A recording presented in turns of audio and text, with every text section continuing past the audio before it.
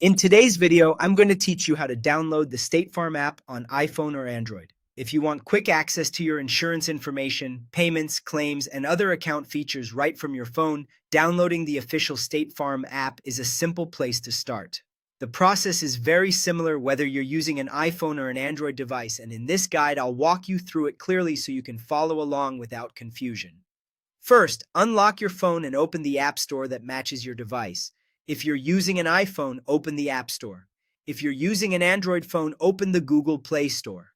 Make sure you are connected to the internet either through Wi-Fi or mobile data so the app can download properly. Once the store is open, tap the search bar at the top of the screen. In the search field, type State Farm. When the results appear, look for the official app called State Farm. The developer should be listed as State Farm Mutual Automobile Insurance Company. This is an important detail because it helps you confirm that you are selecting the official app and not a similar looking result. After you find the correct app, tap on it to open the app page. Take a quick look at the name and developer information to make sure everything matches before downloading. This is a good habit anytime you install an app on your phone. Next, tap the download button. On iPhone, this button usually says Get. On Android, it usually says Install. In some cases, if an app is not free, you may see a price button instead.